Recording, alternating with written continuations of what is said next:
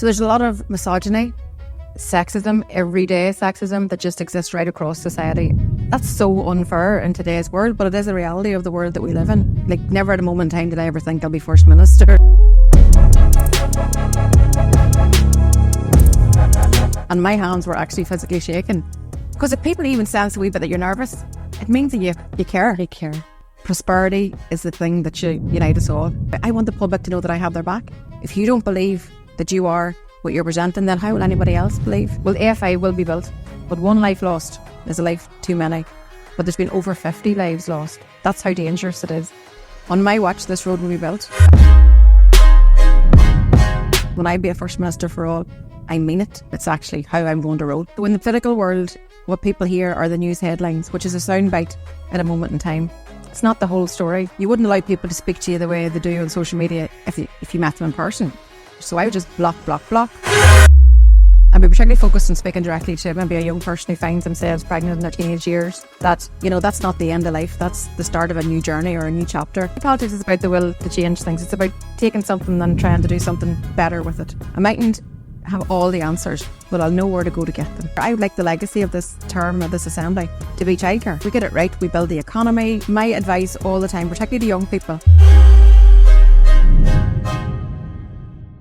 I just have one thing I'm asking of you guys today. If you love listening to the Dig podcast and you love all the new guests each week, then I'm asking if you could hit subscribe or follow. So if you listen on Apple or Spotify, if you could hit follow, and if you watch on YouTube, hit that subscribe button. It means the podcast reaches more people. When I reach out, people actually have heard of the Dig podcast, they know about it, and they're more willing to be a guest. And then I'm able to bring even more actionable advice to you guys. So it's really, it really helps the podcast grow. So I'm asking for your help on that point today, and I can't wait for you to hear from our next guest. This is a very special episode of the Dig podcast.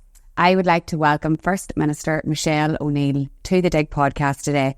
And just to give a wee introduction, not that she needs one, but for anyone listening from far and wide, Michelle first entered elected politics back in 2005 when she was elected as a councillor.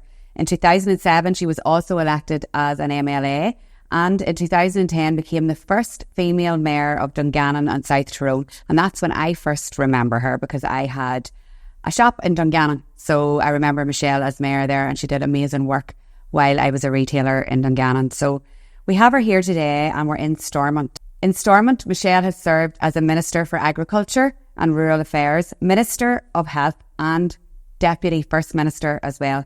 Since 2017, Michelle has been Vice-President of Sinn Féin, and in February 24, she became First Minister of the Executive, having waited nearly 2 years to take up that office.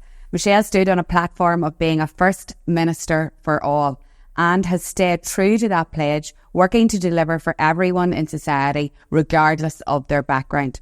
Aside from politics, just like the rest of us, as well as being a working woman, she's also a loving mother and grandmother, and enjoys spending her free time with her family and friends, just like all of us. That's what it's all about at the end of the day.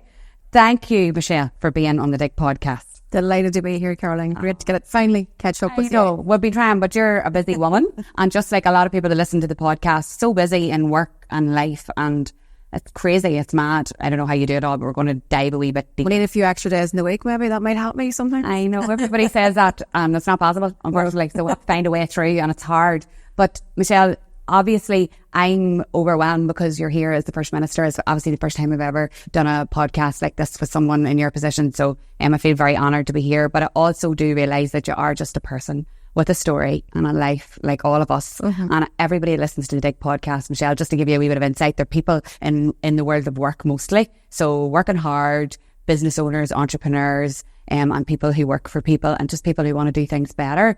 But they all have a story, and I became so aware of that in all my interviews. And you have a story. And do people know it? Some people do, some people don't, but I think it's important to start with that. So what is your story from the start? We're always sitting here in Stormont as First Minister, so talk to us a wee bit about the early days, I suppose. Yeah, well, I suppose we all do have a story, and that's what makes us, and that's what shapes us, isn't it? All of our own life experiences, what we all bring to the table. And I think there's a strength in that, because everybody learns from whatever's happened to them throughout their life. I always kind of characterise my story as I was a teenage mother. I come from a working class background. I have always been determined. I have always been a hard worker. I know what it's like to struggle.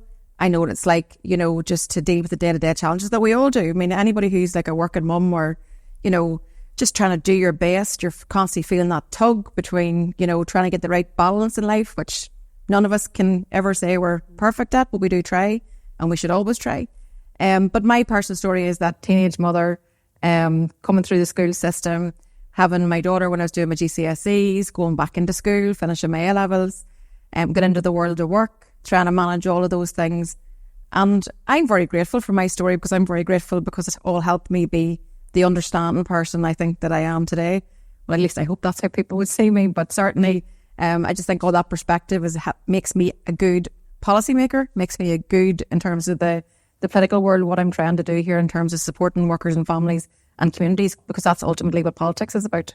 It absolutely is. And when you're saying that about, you know, becoming a mum when you're a teenager and those challenges, like there's people listening that face those, like what would you say to someone that is facing a huge challenge like that, maybe feels like they've lost their place perhaps in the world of work and life really? What would you say to somebody that's listening that's maybe at that crossroads? Yeah, I think particularly for, I'd be particularly focused on speaking directly to maybe a young person who finds themselves pregnant in their teenage years, that, you know, that's not the end of life. That's the start of a new journey or a new chapter.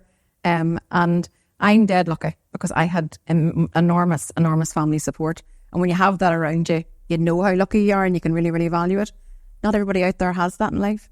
So sometimes I think we all just need to be very mindful of taking a look around us, around what's going on around us and the people around us, and perhaps their own struggle and their own life journey that they're going through. But particularly for young people, particularly young mothers, it's hard. Mm-hmm. It's challenging. Like, it's really, really difficult. And there's days you beat yourself up about what you did or didn't do, or what you managed to be able to get done or not. And I just think that we need to keep saying to people, all you can do is try your best. Every day, get up and go at it again the next day. That's certainly what I did in life. That's what I do every day, even now. There's days you feel that you're doing well and you're on top of the world. There's days where you're not. And that's okay. But I just think we all need to be very caring and remember everybody's got a story to tell behind their smiling face when you see them on any given day. But particularly for young mothers, we all struggle. And I think sometimes you need to hear that even for somebody else to say they're actually getting it a bit tough too. And then you realise that, how long, it's not all bad here. I'm just like everybody else in that one. No, and you will give so many people listening confidence, perhaps somebody in that situation, to see, you know, that you've progressed through your career and are where you are today, and that can happen. And it's amazing to see. So, and we are going to talk about childcare as well on the podcast, because that's so important, because there will be people listening saying, well, I can't get over the challenge because I've no one to support me, and we'll talk about that. But all my questions here, I don't know if we're going to get through them all, Michelle, but it'd be so good to even spend the time. But confidence. So obviously when that was happening to you, your confidence does get knocked in the world of work and life and just in general. But what would you say about helping people with their confidence in, like, you do a lot of public speaking now, and you know, were you always able to do that? What did you do to, we're always thinking on the Dig podcast of a toolkit to help us overcome when we're feeling nervous to have to pitch at business and work. What do you do to help with your confidence when you're feeling nervous about things? Maybe. Well, I don't think any of us are ever just like born confident. I don't think we ever do that. I think you learn over the years. I mean, if I look at myself, my first ever public speaking role when I was in council, for example, way back in 2005, the person you'd have heard then and the person you hear today, or would be it would be night and day, complete transformation. But that all comes with the experience of just doing. Like, I remember International Women's Day once telling a story about getting up to do my first speech, and my hands were actually physically shaking. Now, that's a long time ago, but there's times even now where you still be nervous, but that's all right. I actually think that actually that helps you actually deliver, because it's how you use your nerves, actually how you turn it into something positive, how you use it as like an energy, really, that you can use. So I still would be nervous. I would say that to anybody listening. I still can be nervous getting up to public speak. And do you do like something, do you do self-talk inside? What do you do to overcome it? Yeah, so you have to do your wee bit of breathing, try to get your breathing right. But then just use that wee energy, that wee bit of an edge that you have, and hopefully that helps to translate into people actually seeing your positivity, because if people even sense a wee bit that you're nervous, it means that you care. You care. And I think that's really important, because I think generally when people are listening to someone public speaking, they want to know that they're passionate about what they're talking about.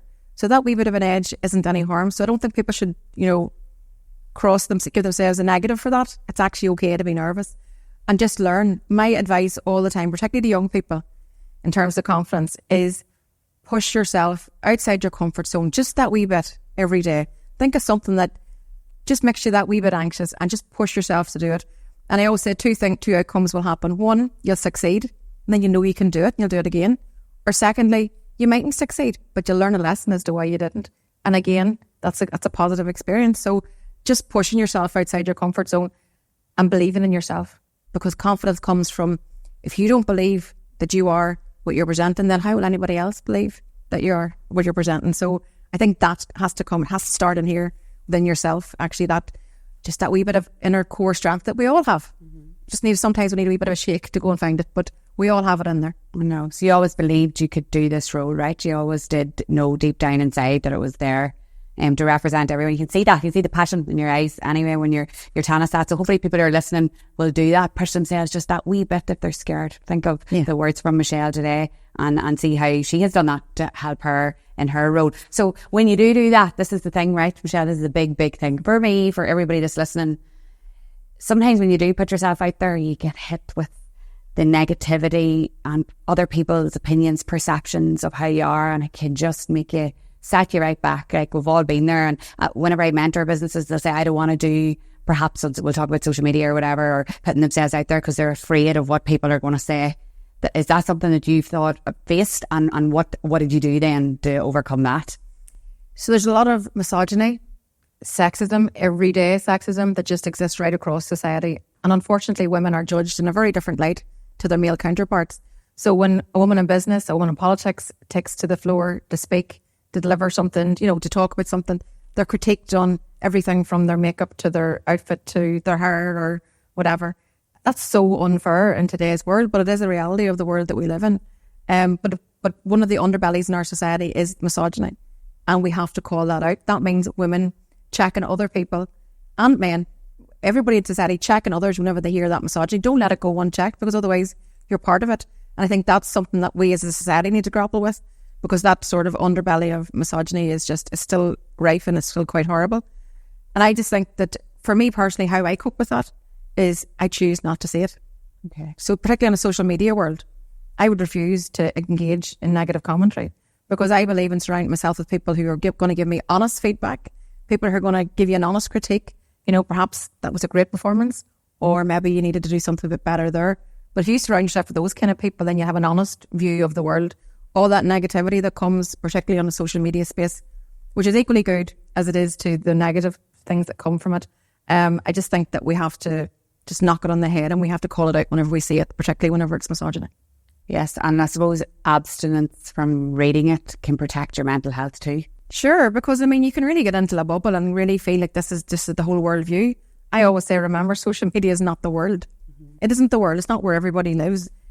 Clearly there's a role for social media. It's how we communicate with the world today. But it needs to be a space where there's fair play, and it needs to be a space where you wouldn't allow people to speak to you the way they do on social media if you met them in person. So we shouldn't allow them to do it first. So I would just block. Get rid of any of the negativity. Do not engage in it, and try to protect yourself that way.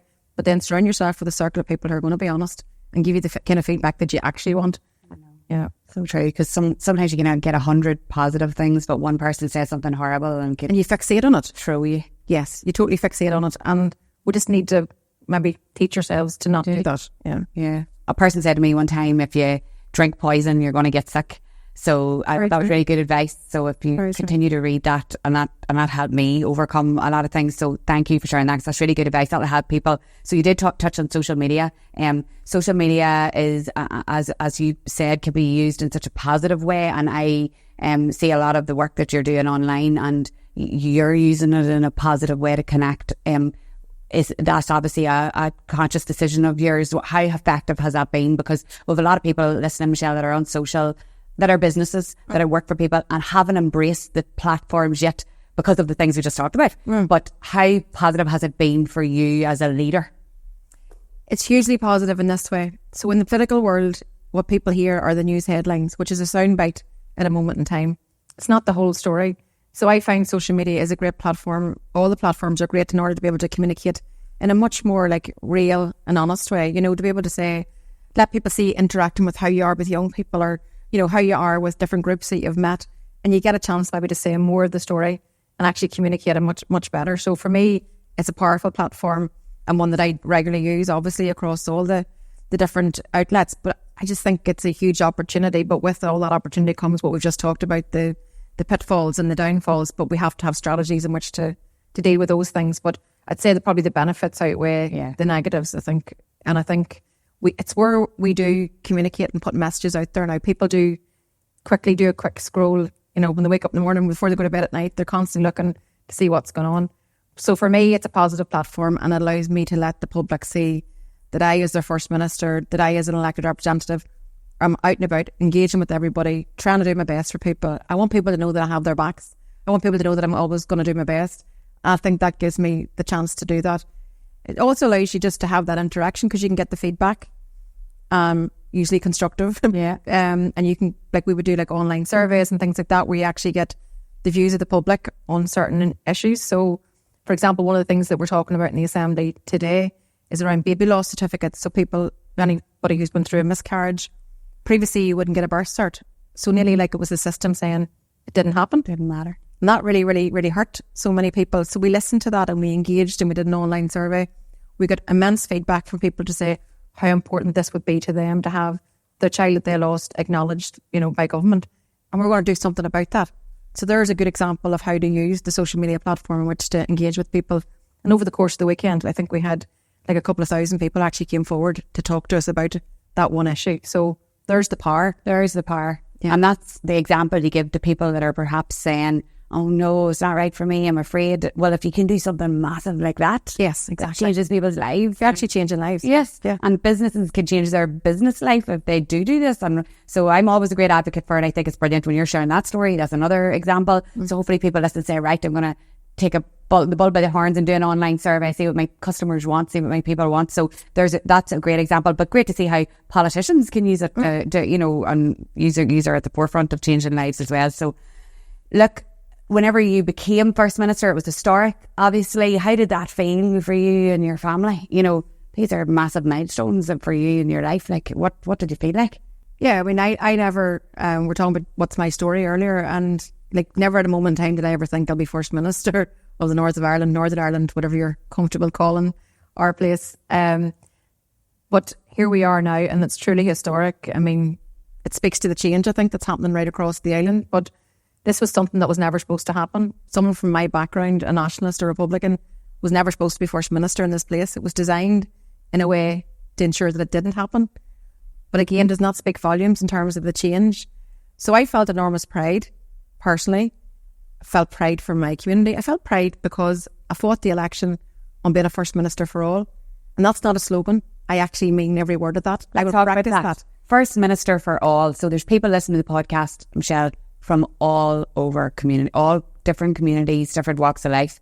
And I represent them, and from the business world for all, you're representing everyone for, like, what does that mean to represent for all? What does it really mean? So we're in a lot of ways a divided society, and we've come from a very difficult past, and traditionally people stay in their lane, whether you're a nationalist or a unionist, whether you're British identity, Irish identity.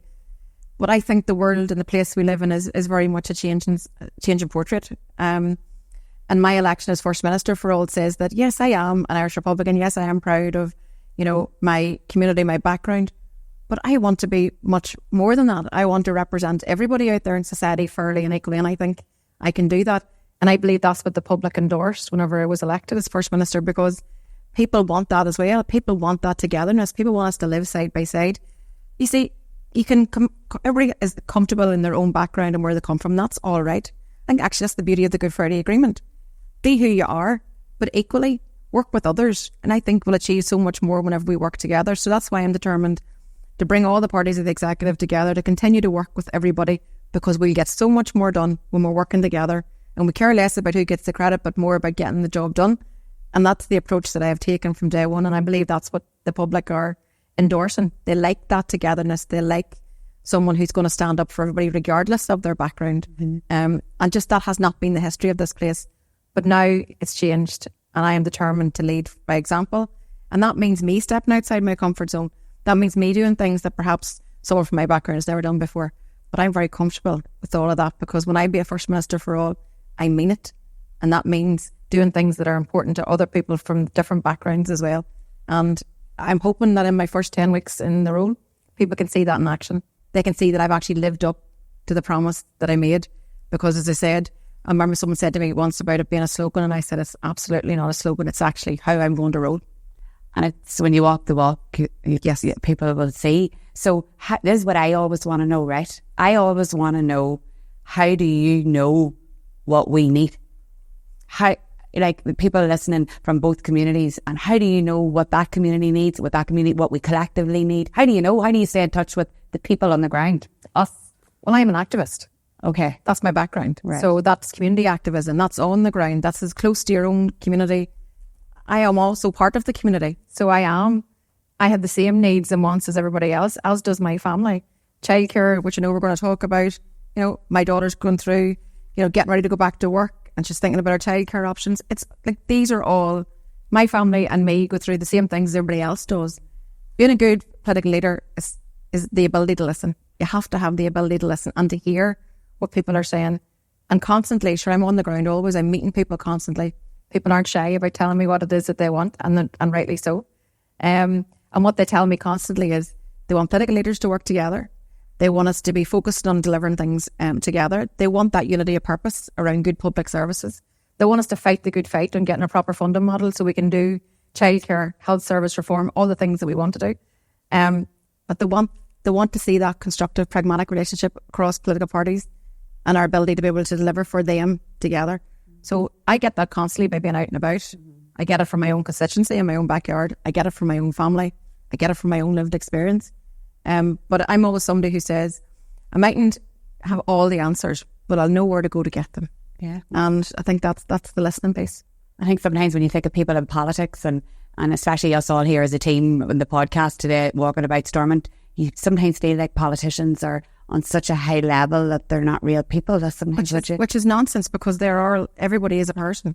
Yeah. Everybody has their own life. Yes. Where we started earlier, you know, and everybody brings their own expertise. That every MLA here is a constituency office, and they're listening to their constituents coming in every day, so they know what the issues are on the ground. They know what people are anxious about, and then they're all here. I believe in the main, everybody's here to try to do their best. So if there's people listening and they have issues with any of the things that we're going to talk about in the podcast, or anything that we don't, what would you recommend them to do then to try to get pick up the phone? If they want their voice heard, then pick up the phone to your local MLA, no matter who that is or what background or what party they're from.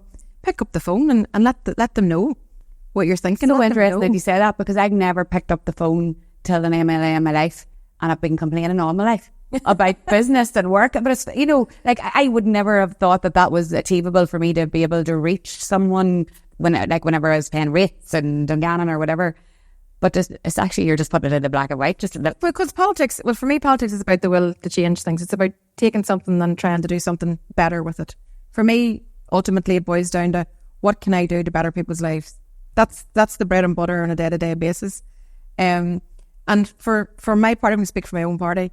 But we've councillors on the ground who, again, are right close to the community. They will hear all the issues. So lobby your councillor, lobby your MLA, get in touch, send an email. That's how my inbox is full. I mean, I'm constantly reachable. People are always in touch. I have a great constituency office in Cookstown, and they're working with people every day. And people will come in to let us know what they think and what they're feeling about something. But I think up there in terms of the issues, which I know we're going to talk about, is childcare. Let's talk about it now, because I keep bringing it up and I think it's important. Talk to me about that. So one of the biggest issues that are facing worker families today, isn't it? I mean, the cost is just through the roof. The accessibility is difficult in parts. It's patchy in parts. So for me, this incoming executive has to bring about a change in terms of childcare. I would like the legacy of this, the rest of this term of this assembly, to be childcare, that we have delivered something on childcare now. Some of the things that happen here, we're a devolved assembly. So a lot of the powers, some of the powers of government are still in Westminster. So some of the things aren't within the gift of this assembly to do. So for example, the 20% childcare tax break, that's done from London. So that's there. We'd want that to be more, and we'll continue to fight for that to be more. But what can we do here as a local executive? And I think I come at it this way. We need it to be affordable. We need childcare to be affordable. We need to provide, or to help the childcare providers to stay in place so that they are actually there and available for parents. And we need it to be able to, the number of places needs to be there as well. So in my view, we fix childcare by doing a number of things. We help the childcare provider. In turn, they then need to pass that on to the worker, because the childcare worker is predominantly a female workforce. So those staff need to win. And in turn, there should be a cap on fees. for families. Okay. So that's a win-win. Everybody wins in that scenario, the provider, the worker and the family. Is that possible? That is possible. Okay. Yes, it is possible. But it's going to take political will across the board and everybody working together. It's going to take us a bit of time, because I know some people would say, why not now? These are in 10 weeks. Right. You don't turn around a government policy in 10 weeks. But we will. I think we can do really, really good things here in terms of childcare. And I am determined to work with all the other ministers who all have their own ministerial responsibility. Sometimes how this place works is a bit challenging for people. It is hard to get your head right, and I'm just be honest, I don't, even walking around, it's like all these different departments. I think maybe perhaps now in social that people are getting more, especially the executive with educating and all. I think people just need more education about it. It doesn't just happen like that. Yeah, so you've got 4 parties around the executive table. Right, okay. That's 4 different parties in government together. Each minister in each department has their own autonomy. So the health minister has his job to do. The education minister has his job to do. Then you've got the collective executive, which is all the parties working together. But we have to not work in silos. We need every department to work together if we're going to be able to do some of these things, particularly childcare, because I think that is one of those big... If you're in that category of a young family at the moment, working families, people are all struggling with the same thing. And it is like, for some people, they're working just to pay the childcare bill. So we need a combination. It's not one. There's a combination of things. There's early years investment. There's the likes of the Sure Starts, which are absolutely amazing projects. We need more of that. We need that tax 20% to be much higher to allow people to be supported. And again, that's something that can be done in London. So it's a combination of things, I think. But I would say to your listeners, this is something that we're determined to do something about. I also know some of the major employers are already doing things as well proactively. So it's about how do we all lean into each other and actually get this right. But if we get childcare right, we get it right, we build the economy, more people can go into the workforce. A lot of women are having to withdraw from the workforce because they can't afford to stay in it because of the cost of childcare. So if we can get all these things to fall right, and I think we can, then I think we can see a very transformed childcare picture. But it is going to take a bit of time. Right. Well, that gives confidence to us, the listeners, and to me as well, because I met a group of ladies, melted parents. Yeah. Melted parents. Yeah. So they're on a mission, and rightly so, and they're staying in touch, I know, with you guys in Stormont for all the issues on the ground. But I was shocked to read the things that people are going through. Thank God I have support and I have, people at home, and I do have an unreal childminder as well. But my mum and Jared's mum definitely step in. But so many people are struggling. So it's so good to hear that's because... And so many people, I was so lucky whenever my kids were younger because I had my parents to be able to help. Not everybody has that support in today's world. So it's difficult for people. To me, this is an economic issue as well. Mm-hmm. It's going to help build the economy if we can do more. So, and it's early years it's investment in our kids. I am absolutely passionate about getting this something done in terms of the childcare front, but it's going to take a combination of things to come together for it all to be right. And it will take there's no point in not being upfront about it. This is not something we turn around overnight, but it's something that we can do, and I think gradually increase over time. Okay, well, we're glad to hear that that's a huge thing you guys are working on, and we can't wait to hear an update on that really soon. This is the first time I've looked at my clipboard and I don't know where I'm supposed to be at because I've just been asking you what's been coming into my head. But I suppose I had written what are the main issues as a priority for you to deliver. So obviously childcare. What else is an issue for you, Michelle? So, seeing some of the reports maybe last year around special educational needs and around some children not getting a place in school, that's not good enough. It's totally not acceptable. So right up there in terms of the entire executive's priorities, we have identified childcare, special educational needs, Loch Ness. You and I both live close to the loch. I mean, that's a huge, huge issue which we have to do something about. And again, there's no quick win there, but there is an absolute urgency in terms of us being able to turn this around. But it's going to take a bit of time, but absolutely that's one of our priorities. Healthcare waiting lists. Everybody can see the mess the health system is in. Not through any fault of the staff, because they are absolutely amazing, incredible. My own mother's just out of hospital. I mean, the care that they give to our loved ones whenever they need it is amazing. And how they manage to do their job, given the circumstances they're facing, is just beyond me. So our health service needs to be transformed. And that's up there again in terms of one of the priority issues for the executive. We have to get waiting lists down. People need to get access to their doctor whenever they need it. We need multidisciplinary teams working in communities so care comes closer to people. It shouldn't all be about the hospital end. It needs to be about the community care end. Again, complex picture, but again, something I think we can honestly do something about over time. Biggest problem this executive and this assembly has is that we're underfunded. And if I was to ask people to take away one thing, that is the reality. I wish we had a bigger pot of funding in which to share around to do all the things that we want to do. But at this moment in time, it's now evidence that the executive is underfunded from the Treasury in London. But that's a battle we've taken up from day one. Myself and all the other executive parties are united with one voice in this. We need a proper funding model so that we can do more in childcare, that we can do more in terms of health service, education, and all the other things that we've identified as priorities. But if you don't get that part right, it's very hard to get all the other things that come under it right. But this is a battle that Kiva Archibald, as our finance minister, has taken up on the collective executive's behalf, and we're determined to keep driving forward. And who knows what's going to happen on the other side of a Westminster election later this year. Is there a Labour government in London? Will they move to do more in terms of public services? Will that mean additional funding for here? That's certainly, factored into some of our thinking about how we're going to be funded going into the future. This is a tough gig you're on. It is. It's not for the faint-hearted. It's not. And you're sitting talking about that, and I'm like, right, what about businesses? Like, what support is there, Michelle, for businesses on, things are tough out there. People are telling you, and I hear it all the time, and it's scary. And I suppose a lot of the people would say, when I told them that I was coming to see you today, can you ask her, what is the Department of Economy and Finance and yourself, what's the plans for helping businesses? Is the support coming or what? So we've been able to do really good things. This is why I believe in a local assembly, because whilst we won't be able to do everything that everybody wants, even to our frustration, we can definitely be there and we can do some things that are within our grasp. But particularly for my own ministers, so we have the Department of Economy, we have the Department of Finance, and we have the Department of Infrastructure. 3 very strong economic departments, because you have to invest in your infrastructure. We need, particularly in terms of the finance brief, around rate support, rate help, what does that look like in going forward? And then Conor Murphy, who's our Economy Minister, he's made his pledge around sort of 4 key areas that he wants to focus on.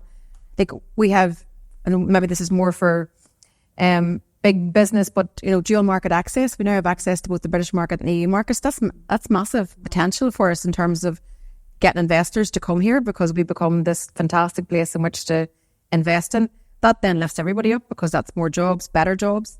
Conor's very, very keen to ensure that is spread out. There's a regional balance. It needs to be felt outside of the greater Belfast area. It needs to be right across the board. So tackling an imbalance that's been there in the past, where investors were all targeted towards greater Belfast area. And whilst that in itself is fine, but it needs to be much, much wider than that. So regional imbalance is a big thing for him as well. Review of planning. How do we make our planning system work much quicker? Because a lot of business people would tell me that's a frustration whenever it comes to getting development plans through, that things can take too long. So there's another area that we can work. So I think there's real synergy across our 3 departments where we actually can really, really help people. The skills agenda. There's a new world post-COVID. People are reskilling themselves. People are thinking about new careers. I think the world is kind of, in a lot of ways, the work pattern has changed. There's more work-life balance. There's more work from home versus office time. There's a whole lot of things I think that are changing there, but I feel very strongly that Conor's economic vision is going to lift everybody up, because prosperity is the thing that should unite us all. Everybody doing well is the thing that should unite us all. So I'm quite excited for what we can do with those 3 departments, and then obviously across the wider executive as well. Okay, good. So people no doubt are listening that are struggling. There's people doing well, of course, and there's people who are trying their hardest and just can't get their head above water. So let's have every faith in our executive that that's going to help this hard work. And I suppose, again, like you said, reach out to your local office, your MLA, tell them your concerns in business, and then they can bring them to the Department of Economy and Finance and to the team here in Stormont to take action, because they need action. So you talked about Department of Infrastructure there, the A5, Michelle. So I watched a documentary the other night, and regardless of business, emotion, family, it was Kevin Hughes's family. I know the A5, the danger, and then locally as well, we've lost people close to where we live. But what's the plans for the A5, or what are we talking about here in terms of any kind of improvement in that project? Well, the A5 will be built. This is ridiculous that it's taken so long, and this is actually not even the fault of politics. Everybody agrees the A5 needs to be built. It should have been built 14 years ago, but it's been marred in legal challenge after legal challenge. It's been through public inquiry, it's been through the courts. People are objecting to the road being built. All these environmental concerns are coming forward, which are fine. You have to deal with those things. But 14 years is ridiculous by anybody's book. Conor Murphy actually way back then, whenever he was infrastructure minister, announced this project. And here we are in 2024, still talking about it being built. I'm hopeful now that the public inquiries are out of the way. John O'Dowd, as the infrastructure minister, has to do his due diligence in terms of analysing all of that. But I'm hopeful in the coming months that we'll be able to make very good progress and there'll be some really good announcements. But the road will be built. On my watch, this road will be built. I am absolutely determined. As you said yourself, so many families have lost loved ones, some very, very recent, and as you said, close to ourselves. But one life lost is a life too many. But there's been over 50 lives lost on the A5. That's how dangerous it is. So that road will be built. Good. And then obviously the positive effects that that will have for business will be huge as well, because of the traffic there, travelling, commuting, and also this is so good for you to say that with such conviction that it will be built in your watch. It will be built. Amazing, because that's just such a huge thing. And yeah, I suppose like you're only a few months into your new role, Michelle, and like what does the future look like for us here in this country, and like for, I suppose, what does it look for us as people, and then what does it look like for the business community? Is there going to be those big investments that we're hoping from outside places? What do you see us looking like in whatever many years? Like what is your kind of 8 years that you're putting on that kind of vision that you have? So I'm very much looking, so last year we celebrated 25 years of the Good Friday Agreement. That's right, that was a big moment in time, and we had a lot to celebrate because despite the ups and downs, this place has been completely transformed and for the better.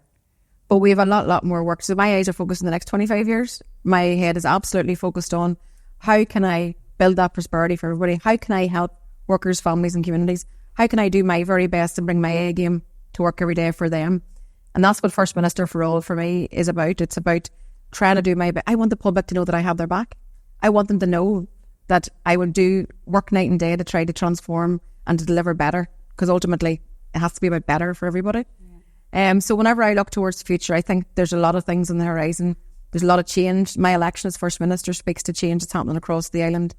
There are a number of electoral battles ahead, a number of electoral contests, which will change the political landscape again on this island. It's no secret, I believe in Irish unity. I want to see constitutional change on this island. I believe there are immense benefits for that for all of us who live on this island in terms of the business community and the economy. Imagine the strength of the whole of the island economy. That is something I think that we have to now plan for and have a really big conversation about. What could that look like for me as an individual? What does that look like for me as a business? What does that look like in terms of what does our place look like in going forward? But I believe in doing that and having that conversation about constitutional change whilst also being here every day, trying to build our economy, trying to deliver good public services, trying to find that unity of purpose. Because I think in life there's far more in this political world that unites us than divides us. And I think if we focus on those things, then I think we can build a stronger economy, a fairer economy. We can lift people up.